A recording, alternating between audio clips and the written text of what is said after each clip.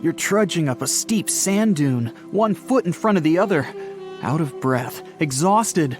You've lost too much water, and your body is beginning to shut down. You know you can't go on for much longer. Finally, you reach the top of the dune, and there before you is what you didn't want to see. It's so horrible that it takes seconds to sink in. Stretching to the horizon is a literal sea of endless sand dunes. You're stranded, alone, lost, far from salvation on the planet Arrakis. There's really nothing more breathtaking than the fantastical worlds created in science fiction, from planets of ice to lush luminescent jungles.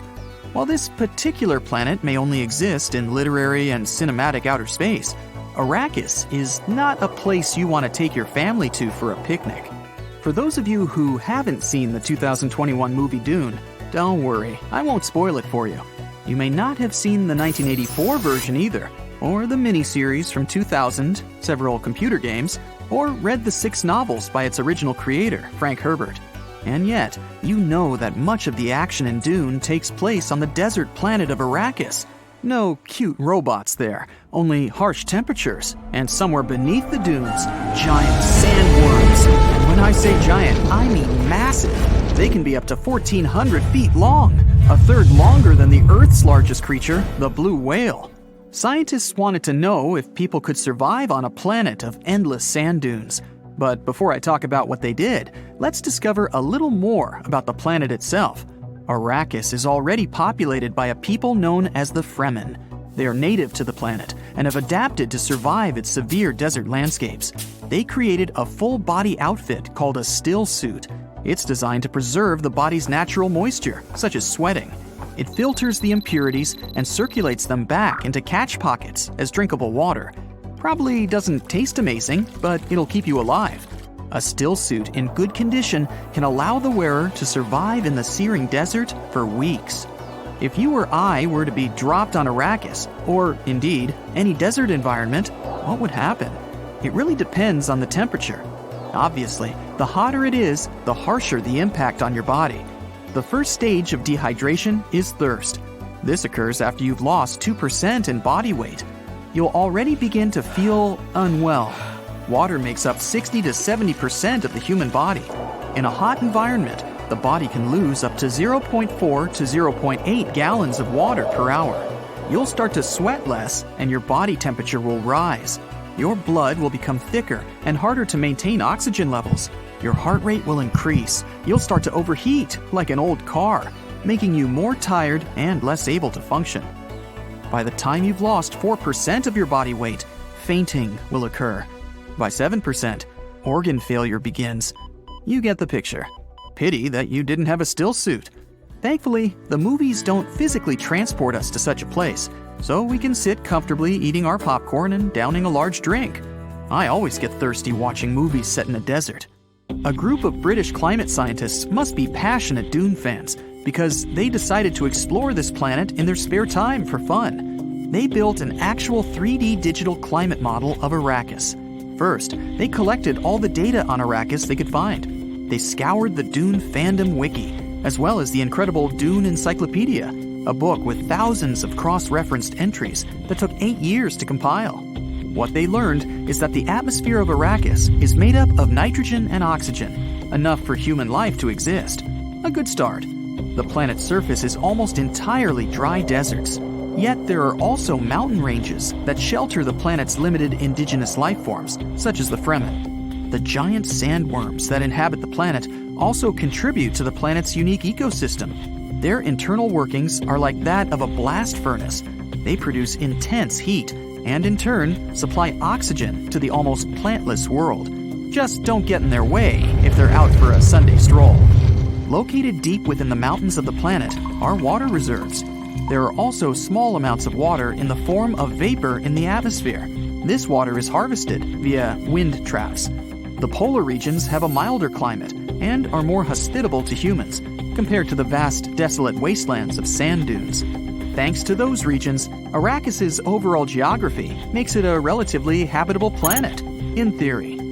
To find out if the geography and environment of Arrakis was physically possible or merely a set of fictional ideas, the scientists had to turn to a climate model. Fortunately, such technology already exists. It's used to predict weather and other climate factors. The scientists told the climate model everything they knew about Arrakis, including the planet's orbit and what the atmosphere consisted of. It's similar to Earth, though with slightly less carbon dioxide. The biggest difference in atmosphere is that Arrakis has a much larger ozone concentration, 0.5% of its atmosphere, compared to just 600 thousandths of our own. With all of this complex data, they needed a giant supercomputer to process it. Even then, it took an incredible 3 weeks to get the results, but it was worth the wait. What they discovered was that in the warmest months of Arrakis, the temperature reached around 113 degrees Fahrenheit in the tropics. In the coldest months, the weather didn't go below 59 degrees Fahrenheit, not too dissimilar to Earth. In spite of that, the most extreme temperatures would actually be in the mid-latitudes and also in the polar regions, while the summers would be as hot as 158 degrees Fahrenheit, which is aligned with the book. The winters would be just as extreme, going from negative 40 degrees Fahrenheit in the mid-latitudes to as low as negative 103 degrees Fahrenheit at the poles.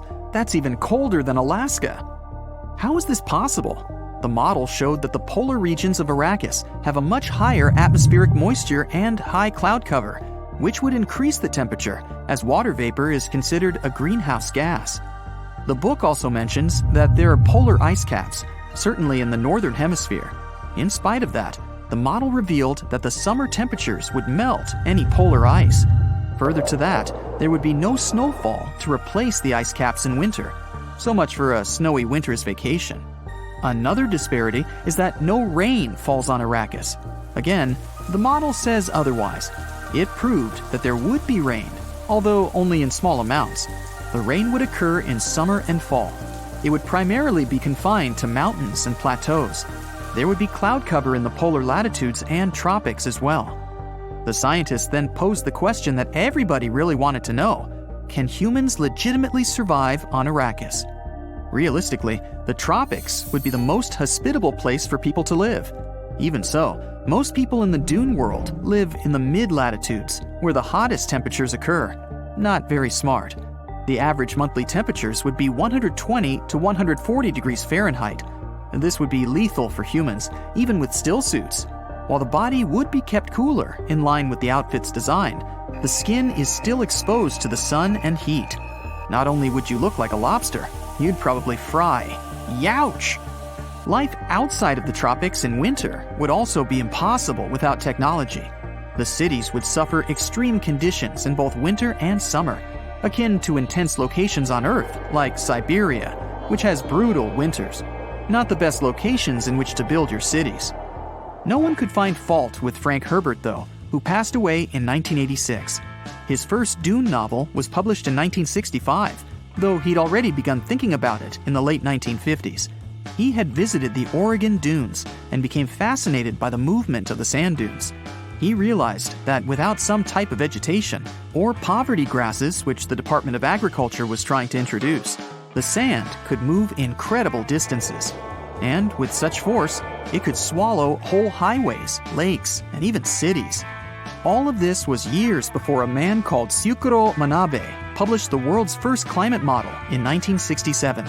In 2021, Manabe shared the Nobel Prize in Physics, the same year he turned 90, for the modeling of Earth's climate and predicting global warming. What a legend! Taking all of this into account, Frank Herbert wasn't far off the mark when it came to his fascinating world of Arrakis. While not strictly scientifically accurate, Arrakis is a realistic planet and humans could indeed live there. Just make sure you apply a thick layer of sunscreen in the summer. Herbert's novel Dune has sold millions and is considered one of the most influential science fiction novels of all time. His son Brian, already an author, took up the Dune mantle in 1999. He, along with author Kevin J. Anderson, have written many more novels in the Dune universe. The fascinating legacy lives on. Next time you plan on visiting Arrakis, please don't go in the summer. And make sure to bring your still suit. Water's pretty expensive. Let's imagine the end of the world has come, and there's no drama here. The apocalypse occurred not because of the fall of a massive meteorite or a zombie invasion. It's just that people built ships for interstellar travel and left our planet because they got bored of being here. And still, many people stayed on Earth. But they just overslept the moment when the last ship with Earthlings left the planet's surface. So, several million of these people were left to wander in a world without infrastructure, electricity, an economy, and the internet. What will they do? How will they behave? And will they be able to survive in this lonely world? To figure it out, we need to look at video games. One company beta tested a new game and then informed the players that after 11 weeks, the server with the game would be deleted. In a sense, the players controlled their characters in a world that was bound to disappear soon. In such a situation, all the achievements in completing quests were meaningless. The developers analyzed the gameplay to understand how people would act in real conditions if the apocalypse was to happen in a few weeks. It was important to see how the players' behavior changed as they were getting closer to the end of the game. Interestingly, there was no chaos in the virtual world. Everyone just played. But they didn't accumulate experience and didn't collect items for leveling up the character. The number of tests passed decreased every day. The characters stopped developing. The players treated each other with respect. It's possible that, in reality, people would also stop thinking about self-improvement, their career, and boosting professional skills. A common problem would unite people and make them help each other. Such research into the simulation of the end of the world can help scientists and sociologists better understand human actions during emergencies and global disasters. So, let's return to those who overslept the departure of the last spaceship. And you're one of them. The first thing you do after realizing what's happened is run to the supermarket for food. Of course, you're not the only one who has come up with such an idea, so you meet many other survivors there. Now you'll have enough food for a couple of months. After that, the real challenge begins. Do you know the phrase that the strongest survives? It's wrong. The most intelligent one doesn't always survive either. Darwin wrote in his works that those who quickly adapt to the environment survive. If some guy knows karate and how to fly an airplane and runs fast, it doesn't mean he will win. Someone who knows how to hide from dangerous animals or can build shelter will survive. Those who are careful and who analyze and adapt to the situation will win. You need to leave the big city and start farming to have a food source. In abandoned stores, you choose books on gardening and growing vegetables. Also, if you eat meat, you will need livestock. When people left the planet, they opened the gates of all farms, so all chickens, cows, turkeys, and other animals went to forests and fields. You need to choose a country house with fertile land. It will be a challenging quest, so you train strength and endurance before you set off on this journey. You don't need to gain muscles, but running daily to improve breathing is an excellent choice. It will be much harder for you to survive if you're alone. Find some company. These should be people you can trust. Building a new society is much easier when there are many of you. You and your team find bicycles and go far out of town. Your water supplies run out along the way, so you go to the river. It's dangerous to drink from it because the water can be poisoned. You use special tablets that dissolve in liquid and destroy all germs. You can also use a bonfire and boil the water. You don't have to hunt to find food. You can find many berries, mushrooms, and edible plants in the forest. But don't eat the first thing you see unless you want to get poisoned. If you have no experience in this area, use special books with instructions about what you can eat in the forest. Always be careful and keep your eyes open. There are bears, wolves, and other dangerous animals in the wilderness. The bear is quite a cowardly beast, and it wants to meet you even less than you do. So in some cases, you need to make noise to scare it away. In addition, it's unlikely that animals will attack a large group of people. Great. You found the right place and started plowing the ground to plant vegetables. Every day, you and your friends go to the forest to catch turkeys and rabbits to create a small farm.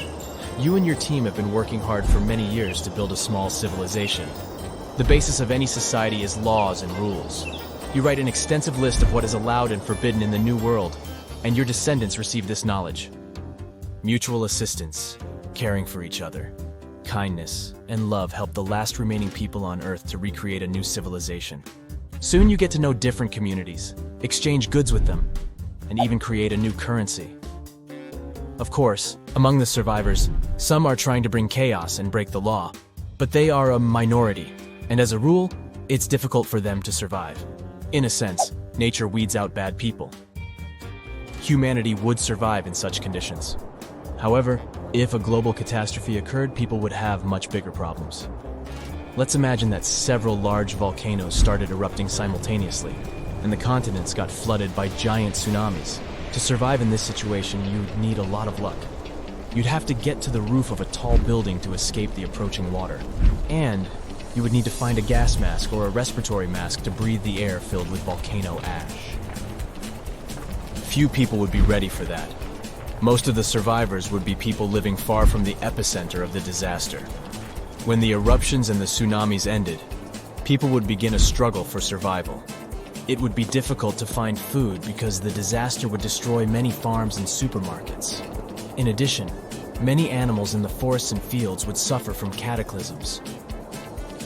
But you would still need to leave the city and look for a place to build a new life. Perhaps you'd have to sail a boat for several years, or walk around in a protective suit and a gas mask to save yourself from poisonous volcanic gases.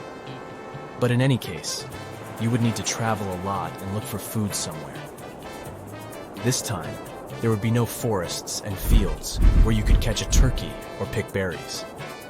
Cataclysms would destroy all vegetation and flood almost the entire planet. To survive, you'd have to search for some canned food and fish, and cooperate with other people. But would people be able to fully restore the population in such conditions? Scientists conducted some studies and found that several hundred people would be able to continue the human race for centuries to come. But only if they found a safe place where there would be no natural disasters. It could be a small island or a small town built on water. Our ancestors managed to survive difficult times, an ice age and volcanic winters. For example, 12,000 years ago, at the end of the last ice age, people began to engage in agriculture. Small villages of several hundred to 1,000 people began appearing worldwide. They formed marriage bonds between villages to expand their families. Genetic diversity is necessary for successful population growth, so settling in one small village wouldn't be enough. People would have to look for other survivors worldwide and unite in large communities. Only then would humanity have a chance. The problem with that asteroid that destroyed dinosaurs was not that it fell, but where it fell. This colossal space rock found the worst place where it could land. Also, the angle at which it hit the ground was the most unfortunate. If it had fallen vertically, there would have been less destruction. But it fell at such an angle that it threw a huge amount of dust into the air. After the disaster occurred, tons of soot started burning. 65 million years ago, only 13% of Earth's surface contained the right amount of sulfur and oil needed to form a colossal amount of soot. If the asteroid had fallen on the other 87% of the territory, dinosaurs could still be living today, but it hit the worst place and lifted 1 million tons of burning material into the sky. A cloud of incandescent particles covered the sky and set off on a journey across the mainland. Then, these particles settled on the ground and caused large-scale fires. Trees were burning and sending more soot into the sky. But the asteroid collided not only with rocks, it fell on the coast in a place where the seabed was filled with sulfate. As a result of the collision, it started burning, which caused the release of sulfuric acid into the atmosphere. The air became poisoned. It seems the dinosaurs didn't stand a chance. And now, let's imagine the asteroid falling in another place, somewhere in the middle of the ocean. Huge waves flooded part of the land, but almost all kinds of dinosaurs survived. Or even better, the rock could have fallen somewhere in the desert and left behind a giant crater. That's all. Yes, several dinosaurs passing by wouldn't have survived the collision, but the situation wouldn't have been so critical in general. So, giant lizards remain dominant on our planet. They don't allow other animals to develop since Tyrannosaurus and other ferocious reptiles hunt mammoths and other ancient creatures. The population of mammals is decreasing. Velociraptors are fighting for territories with saber-toothed tigers and giant bears. A struggle for survival between dinosaurs and other animals begins. Then, the Ice Age comes, and some reptiles don't survive. Then, new players enter the field. Those are humans' early ancestors. Living side by side with dinosaurs is difficult. Lizards attack settlements and caves, so people have to build high walls for protection. By the way, the Tyrannosaurus poses less danger to people than you might have thought. According to the latest research, many creatures were able to run away from this monster. Yes, you probably saw how easily they caught up with cars in the movies, but it wouldn't be as scary in reality. Paleontologists and biologists have analyzed the strength of dino's bones and found out that the creature couldn't reach high speeds. The maximum it was capable of was running twice as slow as a field athlete. Thousands of years have passed. People have learned to live with dinosaurs. They've even managed to tame some lizards. They've domesticated herbivorous dinosaurs to develop agriculture. Triceratopses and bulls now plow fields together. Imagine farms swarming with diplodocuses or brachiosauruses. People climb their long necks and pick fruit from high trees. Stegosauruses protect pastures from wolves and velociraptors. Dinosaurs with shells, such as ankylosauruses, help people cross deserts. They, along with camels and donkeys, carry heavy loads. People share the planet with ancient lizards and live in harmony. The situation in the seas and oceans is much worse. Sea reptiles attack wooden ships and catch all the fish. Imagine that you're sailing to another continent with tons of grain, fabrics, fur, and other goods. And then a giant mosasaur appears on the horizon. It's one of the most powerful sea lizards. A great white shark looks like a small fish next to it. The creature could easily defeat a megalodon. And then it comes across a wooden ship. It bites into the deck and pulls the whole boat underwater. Water dinosaurs are the main obstacle to communication between countries. This slows the progress down for 100 years. People built metal ships to withstand the attacks of the mosasaur. And finally, they managed to establish sea connections. A similar problem occurs when the first planes take off into the sky. Imagine you're flying on a passenger Boeing. You look out of the window and see a pterodactyl. Wait, it's impossible. These winged lizards aren't so fast, but they can catch up with a helicopter or some old biplanes. This poses a serious threat to flights, so people install sound protection systems on board each aircraft. Pterodactyls hear irritating ultrasound from a distance and fly as far away from it as possible. People equip submarines and ships with the same sound shields. Then, after people have learned how to defend themselves from dinosaurs, another problem appears. Lizards are the kings of wildlife, so they displace all other animal species. Dinosaurs run across African savannas, and lizards with fur live in cold winter forests. Lions, wolves, and bears are not the rulers of the wild. Rhinos fight with Parasaurolophuses. Stegosauruses attack hippos and take away their territories. Venomous dinosaurs live in jungles. Lizards that can climb trees scare monkeys. Imagine a reptilian ape jumping from one branch to another. To save regular animals from extinction, people have to control the population of predatory reptiles. Huge parks and nature reserves appear in all countries. People transport dinosaurs there and separate them from other wildlife. Dinosaurs seem to be completely under control.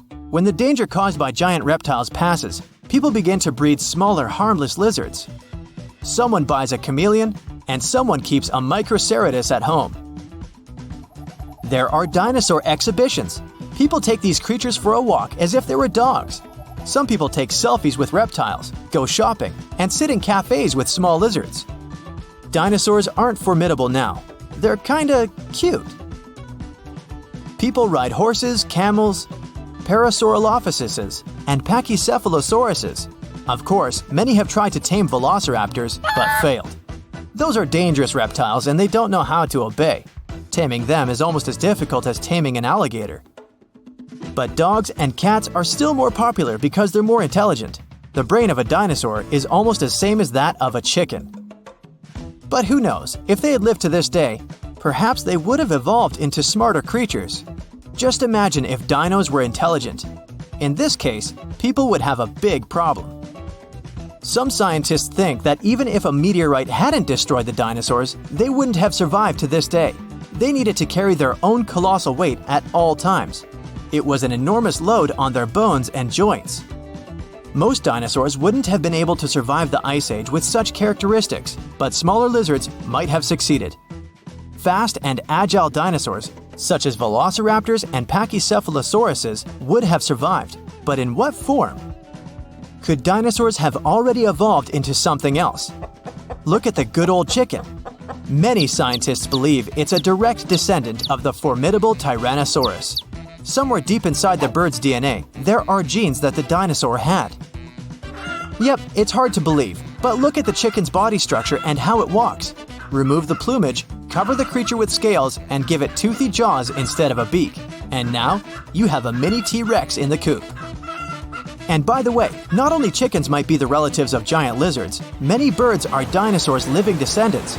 Surprisingly, alligators, snakes, crocodiles, and monitor lizards are not as close to ancient reptiles as pelicans, storks, and other flying creatures. Over millions of years of evolution, the paws of dinosaurs turned into wings, and toothy elongated jaws ended up as beaks. The genetics of birds is the key to understanding dinosaurs. Pelicans are similar to pterodactyls, ostriches to velociraptors. Perhaps many other animals also share some genes with ancient lizards.